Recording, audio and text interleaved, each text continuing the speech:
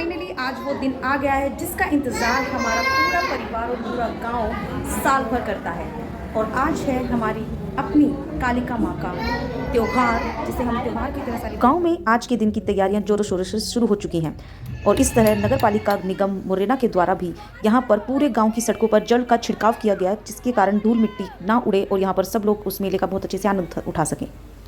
तो चलिए शुरू करते हैं आज के इस पूरे दिन के कवरेज को, जिसमें शुरुआत होगी हमारे यहाँ जो माता के मंदिर पर दरबार पर एक विशेष प्रकार का झंडा चढ़ाया जाता है, जिसे यहाँ ग्रामीण भाषा में लेजा भी कहते हैं, जिसकी तैयारियां भी शुरू हो चुकी हैं। और यहाँ पर सभी परिवार के सदस्य आकर इकट्ठा हो चुके हैं। सब वेट कर रहे हैं कि कब हम पूजा करने के बाद उस झंडे को दरबार की ओर लेकर जाएंगे। देखिए पूजा शुरू हो चुकी है। इस प्रकार से ये पूजा का पूरा सेटअप यहाँ पर लगाया गया है। और जिस झंडे की मैं बात कर रही थी वो है ये झंडा, जिसे हम हमारी भाषा में लेजा भी कहते हैं। इसको विशेष प्रकार से सजाया जाता है। बांस की एक बहुत ही लंबी जो लकड़ी होती है उस पर इसको पूरा डेकोरेट कर सकते हैं हम, जितना चाहे आप डेकोरेट कर सकते हैं।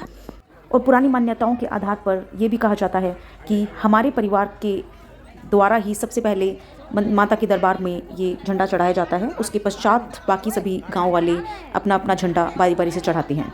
यहाँ अंदर हमारे परिवार का महिला मंडल अपनी अलग ही तैयारियों में लगे हुए हैं। सब लोग मेरे पैरों पर ये आलता लगा रही हैं भाभी। और अब हम पूरी तरह से रेडी हैं हमारी इस झंडे की यात्रा को शुरू करने के लिए। तो चूँकि ताऊ अब हमारे परिवार में सबसे मुख्य और सबसे बड़े सदस्य हैं, तो ताऊ ये पूजा की शुरुआत करते हैं। और इस प्रकार से इस झंडे की सबसे पहले पूजा की जा रही है। और यहाँ से अब ये झंडे की यात्रा शुरू होगी।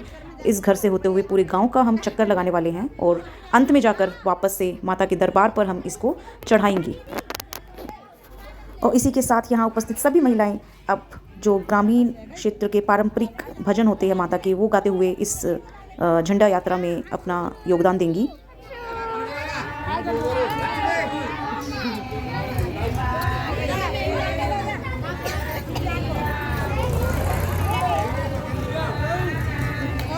बाबू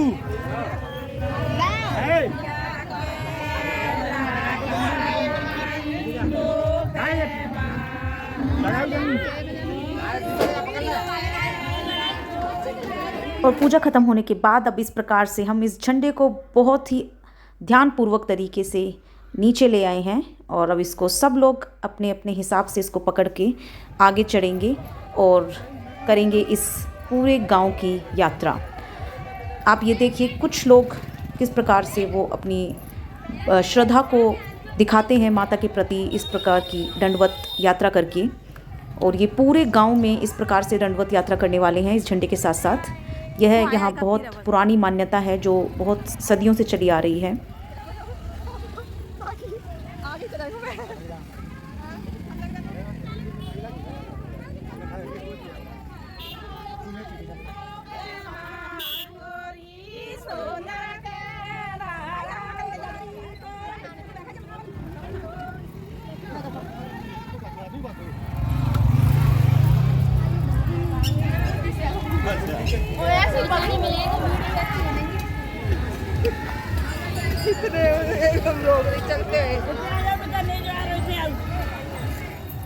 तो ये है माता का मंदिर। और अब ठीक इस माता के मंदिर के सामने से हम लोग हमारी यात्रा लेकर आ रहे हैं। और अब इसके पीछे से पूरा गांव का चक्कर लगाकर हम वापस यहीं पर पहुंचेंगे।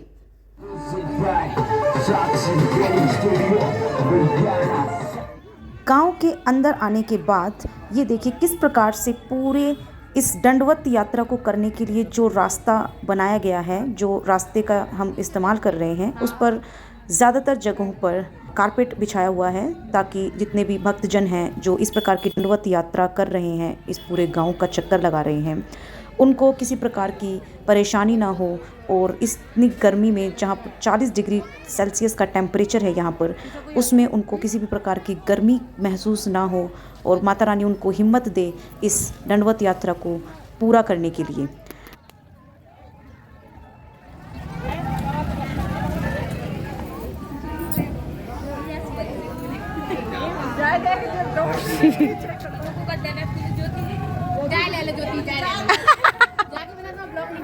ओ भाई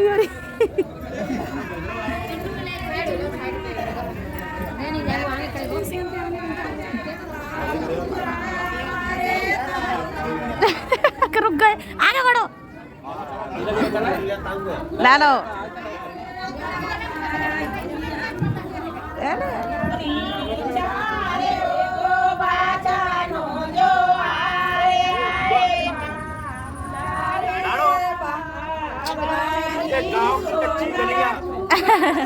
और ये यहाँ पर हमारे भूरा भैया हैंडपम्प से पानी भर रहे हैं और सब जितने भी दंडवत यात्रा करने के जो भक्तजन हैं उनको पानी पिला रहे हैं। और पानी पिलाना एक बहुत बड़ा पुण्य का कार्य माना जाता है। हम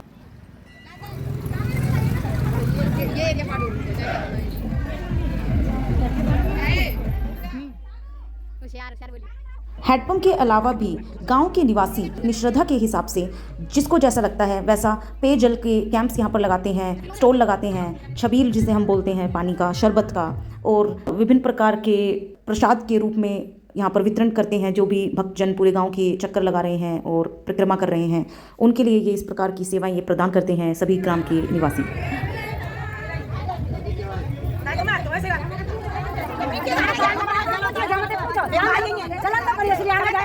कालिका मैया की जय।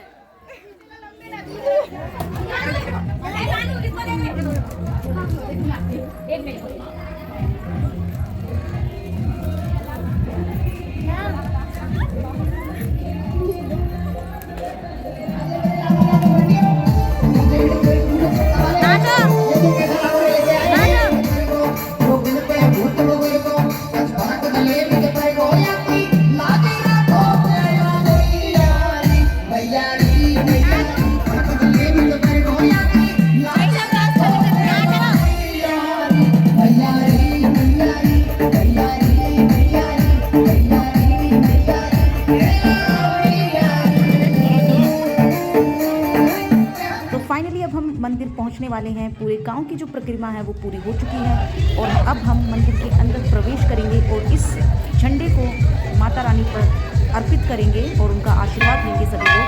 चलिए चलते हैं।